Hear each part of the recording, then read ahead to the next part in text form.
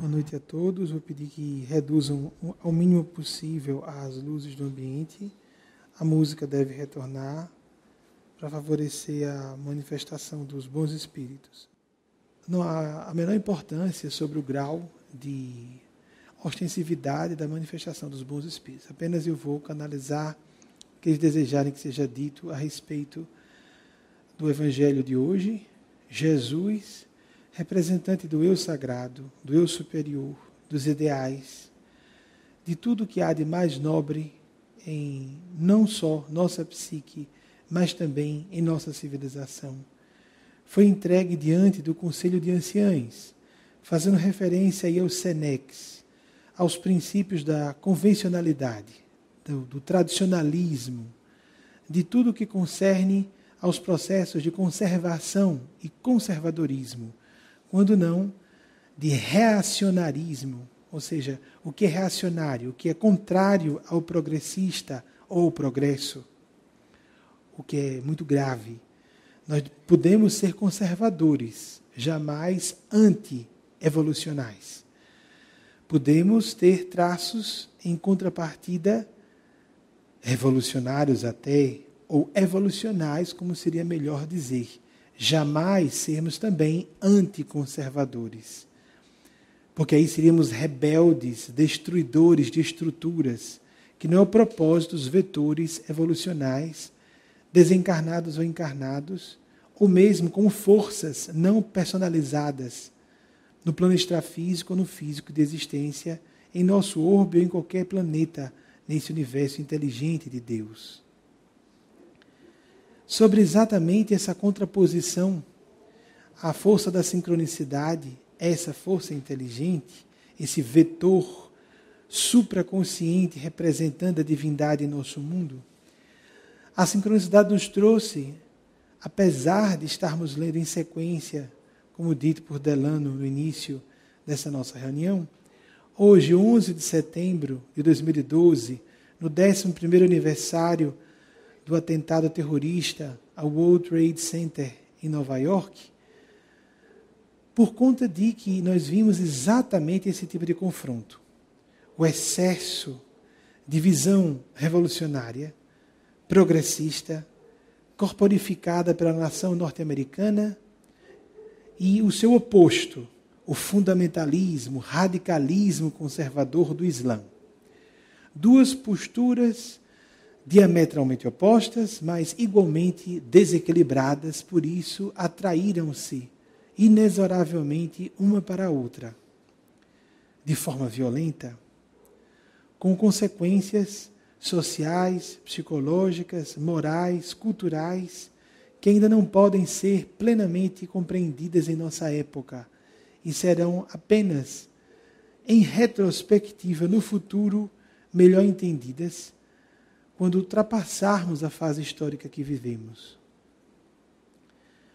O único ponto que nós podemos apresentar extremamente edificante, resultante desse evento trágico, porque jamais iríamos justificar como construtiva a atitude terrorista, o único ponto positivo que nós poderíamos já de pronto apresentar foi aquela que estava no convite que foi enviado a vocês, componentes de nossas reuniões mediúnicas, locais, as de Aracaju, de começarmos a viver um mundo não mais de hegemonia norte-americana, como aconteceu entre 1991 e 2001, após a debacle da União Soviética, não propriamente apenas depois da queda do Muro de Berlim, em novembro de 89, que foi simbólica, mas principalmente com o desvanecimento, o derruir da extinta União das Repúblicas Socialistas Soviéticas. Entre 1991 e 2001, a hegemonia norte-americana parecia ter confirmado a tese delirante de o fim da história, já hoje revista pelo seu próprio autor. A partir de 1991, nós tivemos a extinção da bipolaridade, os dois grandes polos não só propriamente econômicos, mas culturais e principalmente bélico-nucleares, Estados Unidos e União Soviética, para a ideia de uma polícia do mundo que assustou as nações cultas da Terra, porque toda hegemonia, todo imperialismo, ainda que regido por um sistema democrático muito eficiente, instituições muito fortes, como de fato os Estados Unidos da América apresentam, toda hegemonia com, portanto, feições imperialistas é perigosa.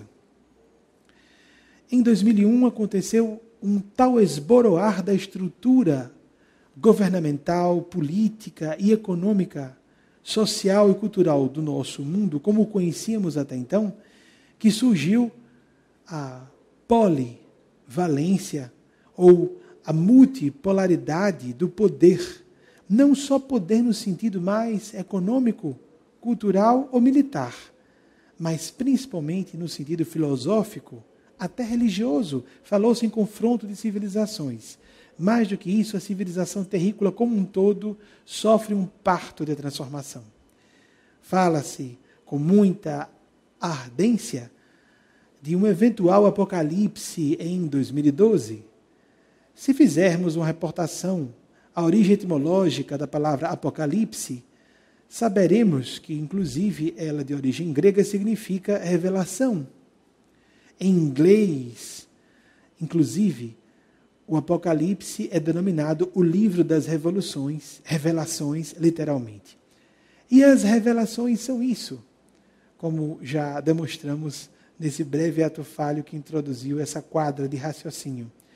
As revelações são revoluções ou sementes de revoluções porque elas nos antecipam como catalisadores processos que já estão em semente e precisam ser acelerados para que, por intermédio dessa catálise, abreviemos sofrimentos e antecipemos alegrias que possamos aurir dos processos vindouros, as etapas evolucionais, em que ainda não estamos inseridos.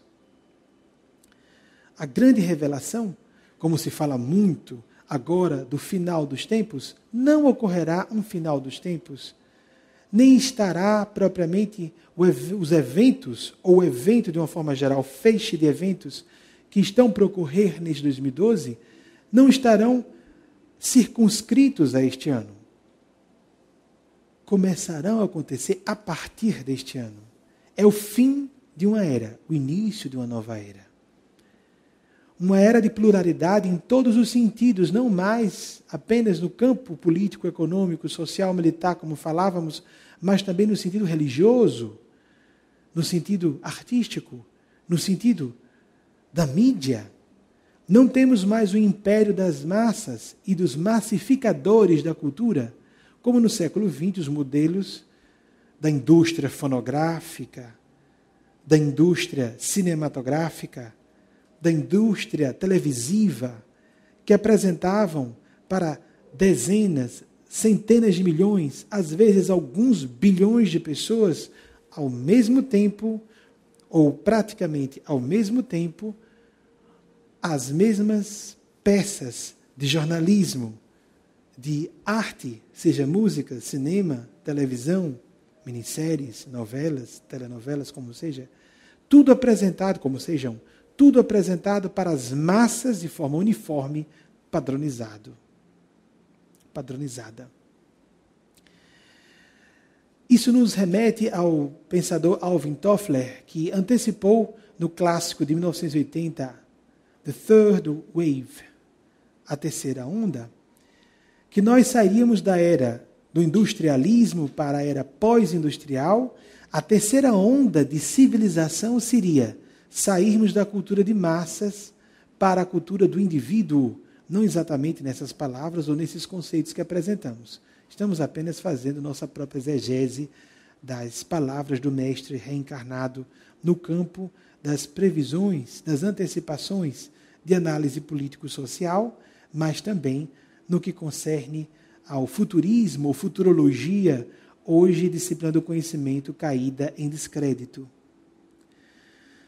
O que nos importa dizer, portanto, trazendo mais para o campo de nossa rotina, para as nossas experiências cotidianas, é que a visão plural, que confunde a muitas pessoas pela sua maior complexidade, nos incita a buscarmos um nível mais alto de inteligência, de lucidez, abarcando perspectivas mais amplas para que possamos então compreender o número maior de variáveis envolvidas,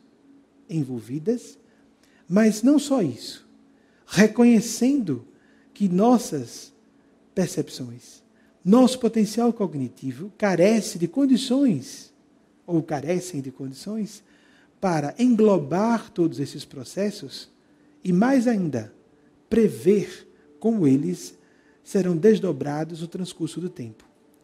A humildade que deve ser concitada por intermédio dessa nova ótica, o não sabermos de fato o que ocorrerá amanhã, os analistas que ficam perplexos ante os eventos completamente imprevisíveis a ocorrerem, despontarem daqui ou dali em diversos campos do conhecimento da ação humanos, mas também em nossas vidas pessoais. Sairmos da hegemonia, do império do ego, ou do império dos aspectos sombrios do ego, ou dos aspectos sombrios da nossa sombra psicológica. Isso parece pleonasmo, mas não é. A sombra psicológica é o repositório de tudo que nós não identificamos como pertencentes à nossa personalidade consciente. Portanto, muitas vezes no mecanismo ou no processo, melhor usar essa palavra, pelo sentido orgânico, psicológico que subjaz ao surgimento da sombra psicológica, no processo de surgimento, de edificação da sombra, que começa a ocorrer, segundo especialistas, a partir de 2 anos de idade, pelo menos, vamos alijando de nós mesmos não só aquelas características que são condenáveis porque destrutivas, obviamente destrutivas, ou evidentemente malevolentes, mas também aquelas outras que, inobstante positivas, espirituais, transcendentes e muito louváveis, espiritualmente louváveis, psicologicamente louváveis, e mesmo intelectualmente louváveis, são retiradas, são deportadas, exiladas de nossa mente consciente para o inconsciente, porque não são aplaudidas, seja por nosso meio familiar, seja por nosso meio estudantil acadêmico, seja por nosso seio citadino, no sentido mais literal da palavra, a cultura local de uma cidade, seja pela cultura de nossa região no país, seja a nossa cultura nacional, seja a cultura ocidental, que se faz em muitos aspectos ainda hegemônica. 1991 não acabou, 2001 não se estabeleceu completamente ainda, falando dos 2 eventos marco que nos dá uma ideia do que está acontecendo, a queda do bloco, o desfazimento do bloco da União Soviética e as repúblicas com ela alinhadas, e, respectivamente, o outro evento que foi o ataque às Torres Gêmeas em Manhattan, Nova York. Eles não aconteceram completamente, e por isso ainda temos um pouco da hegemonia da cultura ocidental, que nos diz o que é bonito ou não, o que é correto ou não termos em nossa personalidade, ou mesmo a sombra que é gerada por nossa atividade acadêmica, nossa atividade profissional, nossa atividade religiosa. A sombra do nosso ego, muitas vezes o que atribuímos ao nosso fosso inconsciente é muito bem inconsciente. Os aspectos que nos são nocivos e nocivos a terceiros, ou os que estão direto ou indiretamente influenciados por nós. Deve haver cuidado com o estrondar do som. Devemos estar atentos, portanto, não ao que vem do ego, ou o que vem da sombra, ou o que é nem mesmo negativo ou positivo, mas sim ao que tem consequências destrutivas ou construtivas em nossas e nas vidas de terceiros, próximos ou distantes, no presente ou no futuro, mediato ou imediato. Porque o próprio Jesus disse: conhece-se a árvore pelos frutos e conheceremos a essência de qualquer coisa, pessoa ou evento por meio de suas consequências. Se as consequências são construtivas, isso é de Deus. Se o desdobrar das funções de alguma coisa, pessoa ou evento são destrutivas, frutos nocivos, a essência dessa coisa, evento ou pessoa, também está e pode ser transmutada. Eis porque percebemos, para termos a responsabilidade de mudar, estão essas manifestações de essência destrutivas, negativas no sentido destrutivas, e temos que fazer essa observação para educação. Educar nossa natureza. Reduzir o número de conflitos interiores. Não por solapar esses conflitos. Precisamos, como nosso Senhor Jesus Cristo, como foi dito na palestra próxima passada, do domingo, estar suspensos, ou estarmos todos suspensos, entre a terra dos ideais, muitas vezes impraticáveis ainda, idílicos ou utópicos, e a fisicidade das propostas que são exacerbadamente vinculadas ao fisiológico, ao egóico, ao material, ao hedonista, às paixões familiares, às opiniões familiares ou de cônjuges, etc., do nosso dia a dia, do que seja pessoal. Temos que também estar suspensos entre as duas possibilidades que parecem horizontais. O discernimento entre o bem e o mal. Quando temos uma visão suficientemente profunda e arguta, suficientemente ampla e percussiente, nós veremos que as diferenças entre bem e mal são muito difíceis de serem distintas, mas nós precisamos reconhecer essa fronteira sem deixarmos de nos posicionar. Essa fronteira difusa, devemos reconhecer o aspecto difuso desse ponto limítrofe que não existe, é uma onda. Lembramos de novo aí o princípio corpuscular ondulatório da matéria, para vivermos a suspensão. Assim como a física diz que a matéria é ondulatória e corpuscular, concomitantemente existem cálculos matemáticos para considerar as duas realidades simultaneamente, para chegarem-se a conclusões dessas equações matemáticas ultra intrincadas, mais aproximadas de retratar a realidade tal qual ela é, e não como nós desejaremos ver, porque o desejar, ou o pressupor, ou o paradigma vigente na mente dos observadores de física interfere nas realidades observadas. Imaginemos se no campo da física acontece isso, que não ocorre no campo psicológico altamente subjetivo de nossas almas. Assim, estarmos como o nosso Senhor Jesus, até a física corrobora o que queremos dizer, suspensos entre o bem e o mal, mas posicionados.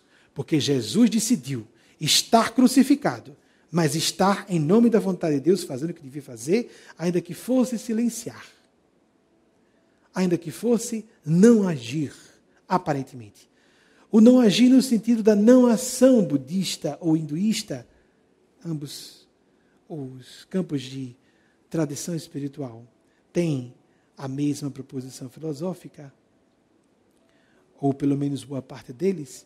A não ação não é ser inerte ou fugir à própria responsabilidade, mas tomar uma postura de não decidir o que não está no nosso espectro de responsabilidade decidir, não tomar uma ação quando nós não podemos nem devemos agir, quando o nosso agir é exatamente ficarmos não ativos.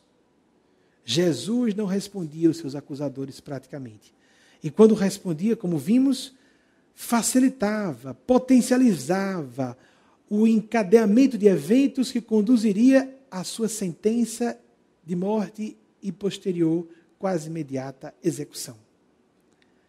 Jesus foi executado por uma provocação dele mesmo, martírio, o contrário do suicídio em termos morais, subjetivos, mas objetivamente falando, semelhante. Porque ele provocou o processo de morte. Ele estava favorecendo um processo de ele ser morto, podendo interromper o processo.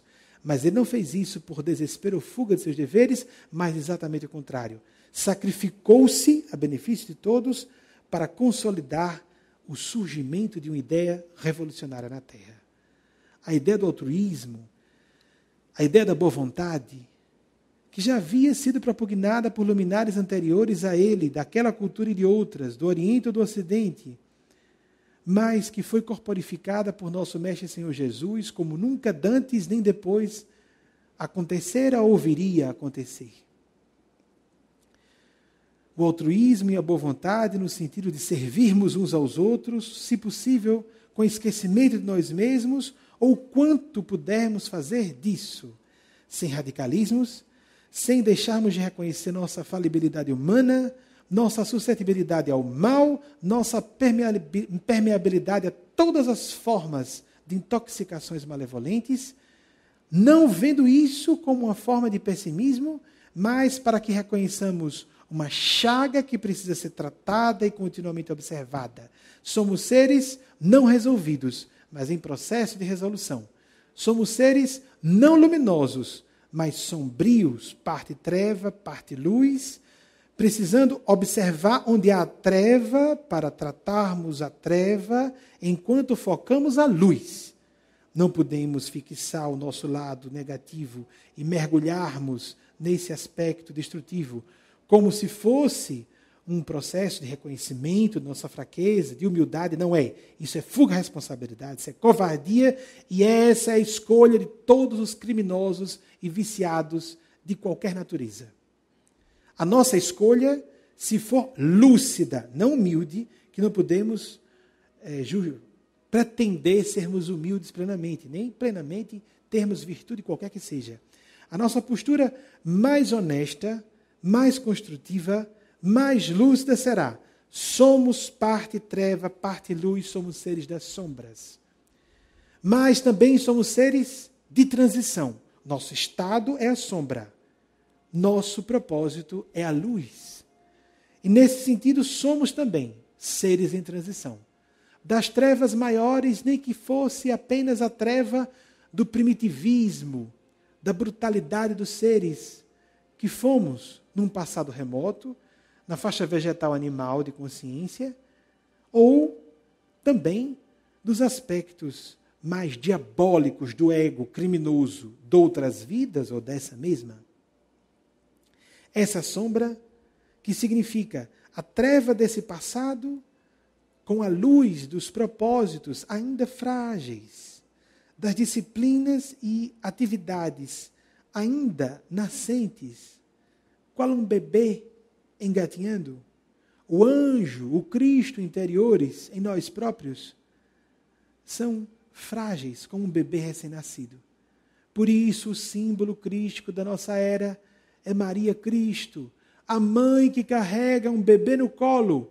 Por isso, sem o saber, católicos e evangélicos cristãos do mundo inteiro festejam antes da ressurreição de Jesus, que está muito distante de todos nós, a superação completa da morte do mal, ou a morte no mal, a morte em plena vida, no plano físico ou extrafísico, do desligamento de Deus que representa escolher o mal ou viver o mal, ou apreciar, desejar o mal intimamente, ainda quando não praticado.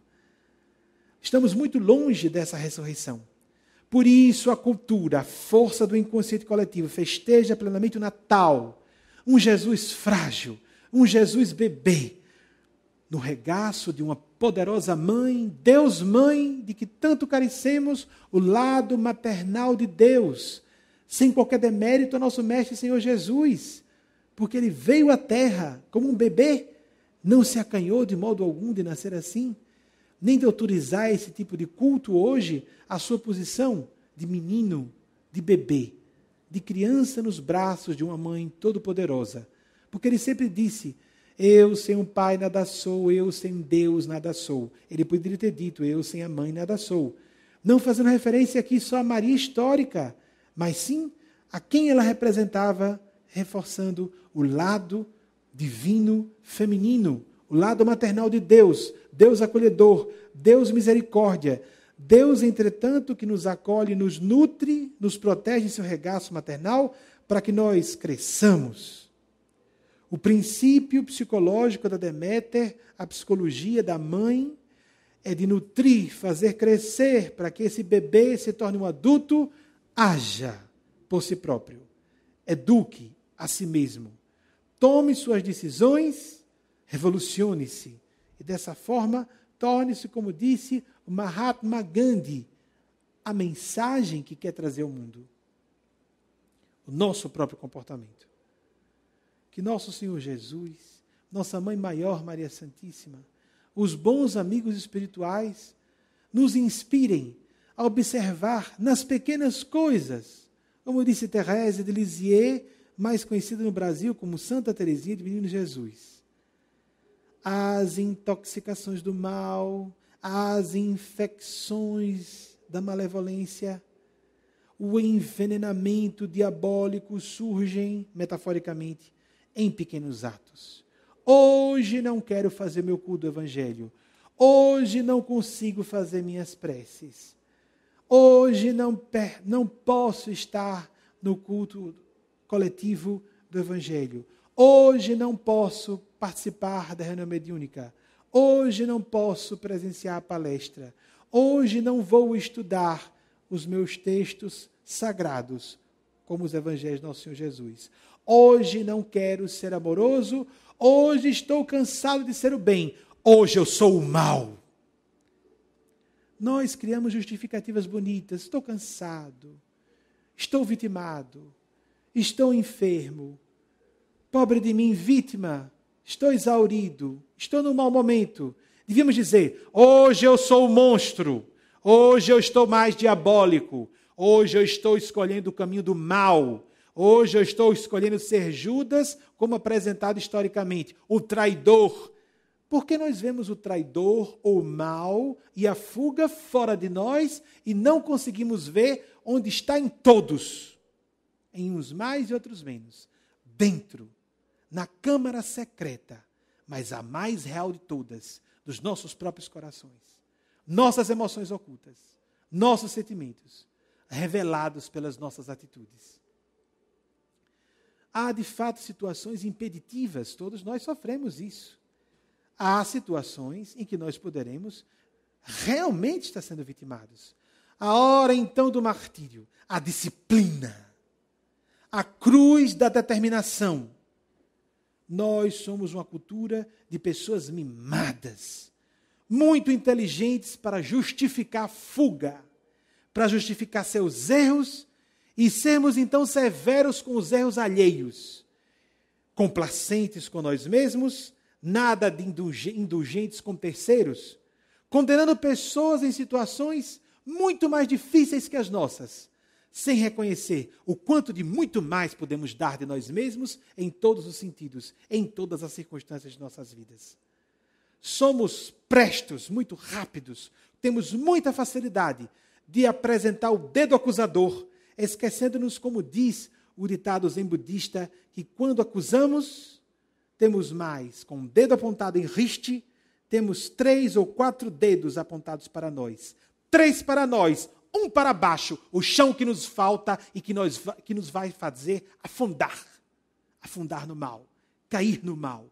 Os anjos caídos, Lucifer, cheio de luz do intelecto, sem luz no coração, isso que nos marca a era moderna. Isso que acontece com o Islã que demoniza os Estados Unidos e todos nós ocidentais. Nós ocidentais que nos horrorizamos com o primitivismo e o fundamentalismo ocidentais. Mas esquecemos nosso consumismo, esquecemos a nossa fixação egoísta, hedonista, materialista em vários sentidos. Tudo que é visto como abominável pelos fanáticos xiitas do Islã. Chegou a hora de sermos mais como Jesus e menos como os apóstolos covardes, porque eles próprios assumiram isso, covardes naquele momento, que fugiram do momento da crucificação, porque não era o momento da vitória, não era o momento do bem-estar. Jesus não estava criando milagres, fazendo milagres e curas, trazendo bem. Está sofrendo muito, não aconteceu o que eu esperava, estou decepcionado, decepcionada, eu não esperava isso. Essa ou aquela pessoa não corresponde às minhas expectativas. Não posso, não aguento, vou embora. somos os traidores, somos os Judas, quer vejamos isso ou não, e a vida agirá conosco, não como nós pensamos que somos, não segundo nossas opiniões autocomplacentes, mas conforme quem realmente somos, como nossas atitudes estão revelando. Esse alerta, porque vemos esses eventos históricos muito distanciados de nós mesmos. Parece que vamos assistir aos noticiários como se fossem aulas de história em sinopse. Dizem respeito a nós próprios ou nós não estaríamos inseridos no espaço-tempo agora, aqui. Nós somos os terroristas. Nós somos os megalomaníacos norte-americanos. Nós somos as vítimas do World Trade Center e somos também aqueles que se martirizaram na visão deles, foram genocidas no sentido objetivo, ao pilotarem aquelas aeronaves na direção dos 2 espigões gigantes, os 2 principais edifícios do World Trade Center. É hora de vermos, é a melhor forma, é a mais prática, é a correta porque a mais aplicável a nós próprios, ou a mais correta, para quem quiser ser mais rigoroso ou rigorosa, filosoficamente, espiritualmente. O que é que existe do terrorista, do assassino, do molestador ou da molestadora, da pessoa que rouba, da pessoa que engana, da perfídia? Por que vemos só fora, se o fora retrata o que existe dentro de nós? As almas santas enxergavam o pior do mundo e da humanidade em si próprias. Por isso eram santas. Tinham 2, 3% do que viam em outras pessoas, na verdade, introjetadas em seus próprios corações. Enquanto as verdadeiras pessoas traiçoeiras, perversas, assassinas, genocidas, são 90%, 95% disso, e têm a postura satânica em sua origem etimológica, aquele que acusa ou aquela que acusa. Como Hitler, o estudo da personalidade Adolf Hitler, um dos maiores genocidas da história, é muito elucidativa, é muito esclarecedora. Hitler acusava tudo e todos, só não enxergava o mal em si mesmo, porque se julgava um enviado de Deus que viria purificar a humanidade. Hitler, não precisa que nós entremos em detalhes dos horrores que foi direta e indiretamente responsável há tão pouco tempo, entre 80 e 75 anos, 80 e 65 anos aproximadamente, passados. Vejamos na mesma época o que disse Madre Teresa de Calcutá: Hitler está dentro de mim. E criou uma obra gigantesca e emblemática de caridade para o mundo inteiro. Chico Xavier se dizia um sapo que carregava uma vela acesa sobre as costas, cujo preço por carregar esta vela, essa luz que não lhe pertencia, era suportar o pingar contínuo, latejante, da parafina quente sobre as costas. Enquanto muita gente se julga um ser de luz encarnado, muito antes de perceber a própria sombra. Ou quem sabe, a treva em que já caiu e não se deu conta, porque a pior de todas as trevas é a soberba, o orgulho, tanto condenado isso nas tradições cristãs, como também no Oriente, considerado o orgulho espiritual o maior escolho ao caminho de iluminação, como eles dizem. A mesma coisa dito pelas tradições cristãs, os grandes epígonos de Nosso Senhor Jesus e o próprio Nosso Senhor Jesus. Vejamos como podemos ficar atentos, sem paranoias perfeccionistas, sem nos atormentarmos, mas sendo um pouco mais esforçados. Embora não sejamos kardecistas, nem estejamos ligados a qualquer corrente religiosa formal, porque ninguém será salvo por pertencer a essa ou aquela religião, lembremos-nos de um momento do Livro dos Espíritos em que aquelas entidades de escola respondiam ao codificador do espiritismo francês, como assim era apresentado no século XIX e na França, não o que é visto no Brasil, que é outra forma de espiritismo, embora respeitável, mas não mais o espiritismo de Kardec francês original. Tanto é que nós vemos a diferença gritante, quem quiser estudar vai observar, entre o que hoje é perpetrado, agido, como é feito, interessante dizer, agido, como as ações são feitas no movimento espírita e como eram feitas no movimento à época e sob a direção direta de Kardec. A direção hoje é indireta de Kardec, dos espíritos superiores. Os espíritos superiores disseram a Kardec: bem poucos esforços poderíamos fazer para nos abnegar e domar nossas más paixões. É interessante dizer domar e não dominar. Não é para dominarmos ou castrarmos nada o que seria psicologicamente errado, porque se nós reprimimos uma tendência, ela segue para o inconsciente, degenera e se volta contra nós, demonizada. Vamos então nos voltar mais para dentro. Quanto mais acusamos e culpamos terceiros por nossos problemas, mais enlouquecidos estamos, primeiro ponto, desconectados da realidade de nós mesmos e que nos circunda, e mais nos aproximamos das forças do mal. Quem quiser avaliar de si como está, é sua vez. Quanto eu culpo terceiros pelos meus problemas, ou quanto eu assumo a responsabilidade pelo que está acontecendo de pior na minha vida, porque é muito fácil assumir a responsabilidade pelo de melhor que acontece consigo. Porque nós também nos esquecemos, em contrapartida, a culparmos os outros pelos nossos problemas, e esquecemos de nos lembrar de quem nos ajudou a fazer escolhas certas e chegar a bons resultados. Principalmente, esquecemos das graças abundantes de Deus em nossas vidas. Disse Thérèse de Lisieux certa vez: para cair, encontrei inúmeras mãos que me ajudassem. Mas, quando precisei me levantar, me vi tão só que ainda estaria caída, não fosse a misericórdia de Deus que me estendeu a mão. Fiquemos atentos a isso. Fiquemos atentos à nossa necessidade de nos alinharmos com o divino. Alinharmos por dentro de nós próprios.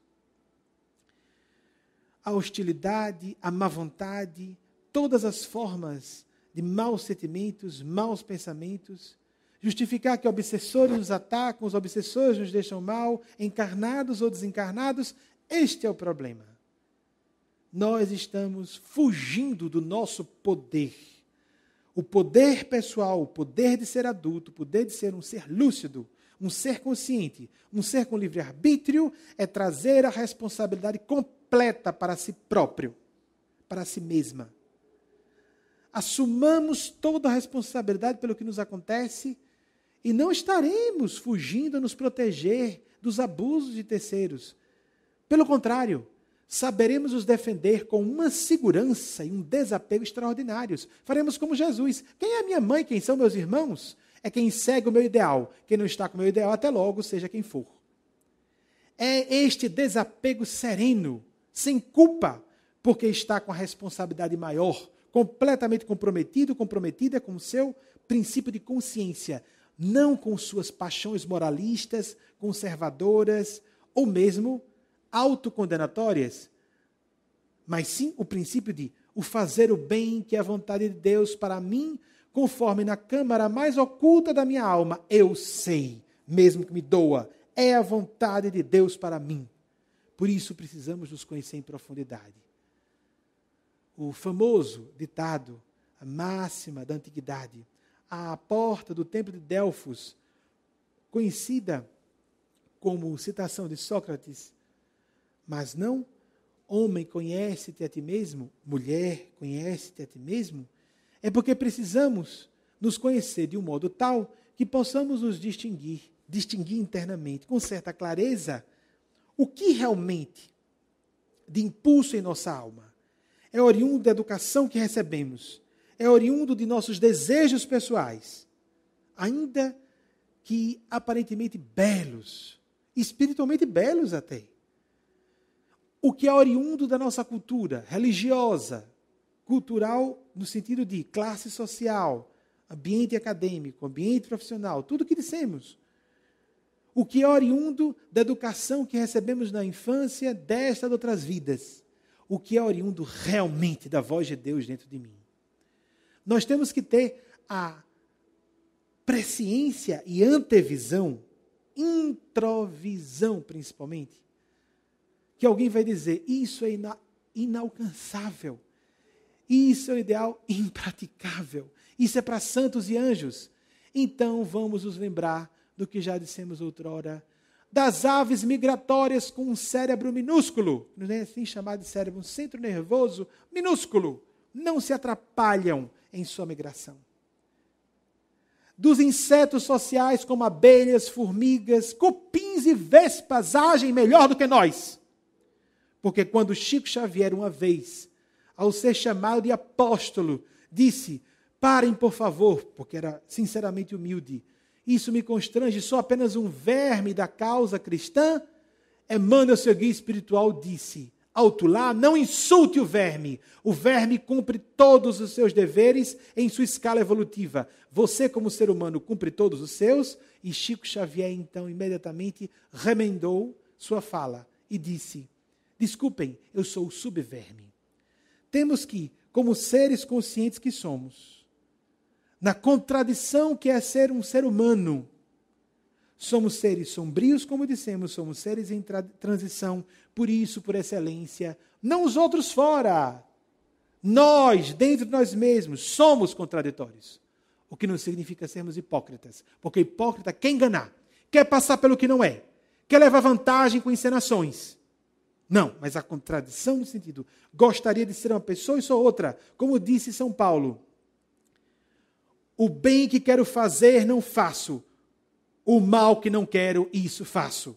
São Paulo, o apóstolo responsável, como todos os estudiosos do cristianismo, os estudiosos acadêmicos, não os religiosos, é considerado responsável pela sobrevivência do cristianismo aos nossos dias e pela universalização do cristianismo. São Paulo, este homem lúcido à frente do seu tempo, disse isso.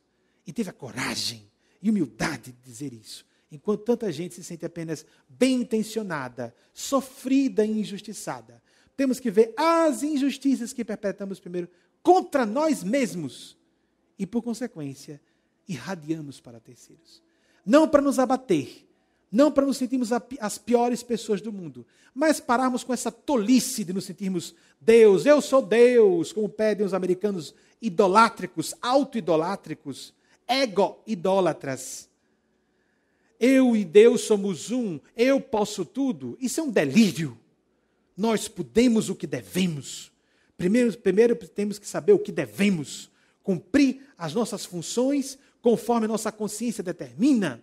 O que precisamos é de decência, muito mais do que inteligência.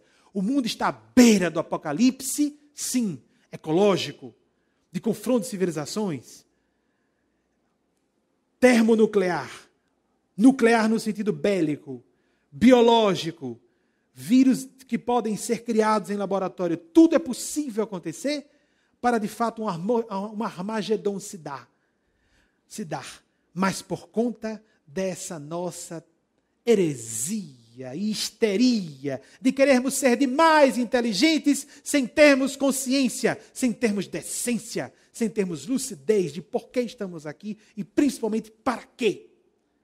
Se os bichos obedecem a Deus melhor do que nós, temos que abaixar a cabeça para que dessa forma, no drama evolucional de ser um ser humano, entre os bichos que obedecem a Deus sem ter consciência, e os anjos que só fazem o que Deus quer, conscientes, supraconscientes e que assim estão fazendo, nós, com nossa consciência tacanha, medonha, doente, aprenda a se curar. Somos seres, nunca devemos nos esquecer, almas doentes, não seres maravilhosos, ou os que estão lá fora, que não são cristãos ou espirituais, ou do salto quântico como nós. Nós somos almas, todos, lá fora e aqui dentro. Podemos estar menos, será? Somos todos almas doentes, em processo de cura. Seria tão estúpido nos sentirmos luminosos e pessoas do bem, honestas e completamente do bem? Como uma pessoa que doente vai ao médico, o médico tem que enxergar a enfermidade. Se não houver a anamnese correta, não pode haver um diagnóstico, nem, portanto, uma prescrição medicamentosa, ou a proposição de uma cirurgia reparadora, ou o que seja. Somente quando enxergamos a enfermidade, Podemos não ficar, sou um ser doente, pobre de mim, não sou ninguém. Mas sim, sou doente e vou trabalhar para a minha cura. Nunca me esquecendo de quem eu sou, para que eu não caia no pior de todos os erros, a maior de todas as enfermidades, o orgulho. E me esqueça de quem eu sou. Estou aqui a serviço de Deus. Quer eu goste disso ou não, quer eu queira ou não, e se eu não gostar ou quiser pior para mim, vou pagar caro por isso. Somos a cultura da compra fácil do céu. Não quero ouvir esse discurso. Quero pagar o dízimo para ser salvo. Quero ouvir um ambiente onde as pessoas falem manso e digam, vamos fazer a caridade, irmãos, etc. E é por isso que há uma assinatura sobre esta casa. Há uma assinatura de não mortes, que ninguém sabe por quanto tempo durará. Mas pelo menos o percentual continuará baixo, enquanto Deus quiser. Um fenômeno sem precedentes. Porque estamos muito acostumados. A gente passando a mão na nossa cabeça para que nós afundemos mais na lama de onde viemos e para onde vamos voltar, se não acordarmos para isso. Todos, sem exceção. Mais para quem achar que não é para si. Mais para quem achar que não é para si. Não estou excluindo ninguém. Obviamente nem a mim mesmo. Jesus disse, eu sem um pai não sou nada. Jesus disse isso. Quem é capaz de dizer que é qualquer coisa? Tenhamos vergonha do ego. O ego é o monstro. O ego é o mal. O ego é que nos conduzirá à treva. A treva em que às vezes já estamos, cegos condutores de cegos. Religiosos arrogantes. Religiões inteiras de pessoas enlouquecidas. O meio espírita, que é um dos mais lúcidos dos meios religiosos, diz que há inúmeras instituições psiquiátricas para receber os espíritas desencarnados, porque estão crentes que estão na luz. Quantos crentes já acham que estão com Jesus no seu coração plenamente? Como há católicos cantando, vivemos, pensamos e agimos como Jesus. Em todas as religiões, como budistas que se acham Budas reencarnados. Temos que parar com essa loucura de iluminação, cristão, santo. Nós somos seres em transição, seres de contradição. O mal está dentro de nós, ou nós vemos isso, ou nunca debelaremos o mal. O mal vai crescer. Enquanto vemos fora, nunca vamos curar o mal. Seremos do mal, seremos o mal. Somente quando partimos do princípio de que eu estou doente, eu posso me curar e curar terceiros. O mito, a lenda e o arquétipo do centauro Quiron. Ele é o inspirador da odontologia e da medicina, de todas as linhas curativas, quer o admitam ou não, porque só pode curar terceiros quem primeiro reconhece que está ferido e uma ferida que continua sangrando e nunca cura. Quem acha eu estou limpo e puro e agora vou curar, está mais doente do que quem pretende curar. Quem também diz estou ferido e não posso curar, vai aumentar sua ferida. Temos que reconhecer que somos feridos, mas não nos acomodarmos e acovardarmos em fazer o que devemos, o que nossa consciência nos pede. Que nosso Senhor e Nossa Senhora nos abençoem e nos inspirem a transformar essa fala, não em um momento de reflexão, um momento de acordar, mas um momento de aplicar, decidindo persistentemente, decidindo vigilante. Consegui, despertei, acordei. Não, ouvi a luz agora. Um vislumbre. Tenho que estar com o olho aberto e outro fechado. Para mim mesmo, não para terceiros. É fácil desconfiar dos outros. Mas se desconfiamos demais dos outros, nós somos o ser mais suspeito e mais digno de desconfiança. Vamos abrir os olhos para dentro. Isso é a lucidez. Isso é a verdadeira adultidade. A legítima maturidade, o verdadeiro despertar, é ironicamente enxergarmos para dentro que o problema está dentro de nós. Porque se o problema está dentro de nós, nós recuperamos o poder sobre nós mesmos e podemos dizer em contrapartida, também a solução. Ainda que difícil, ainda que claudicantes, mas a estrada retilínea para Deus. Uma estrada infinita para chegar lá, mas uma estrada que nós estamos enxergando como é pedregosa. No ambiente de penumbra, escorregamos e caímos, nos ferimos e voltamos a caminhar, como disse São Paulo, com os joelhos desconjuntados, com os pés feridos, mas ainda assim levantando-nos, caminhando, Porque quem vai à frente, acima, ao lado, dentro de nós, é a força de Deus, dos Cristos de Deus. Se nós quisermos. E continuarmos querendo. Vigilância constante.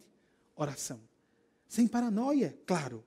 Mas também sem a maciota, permitam a expressão.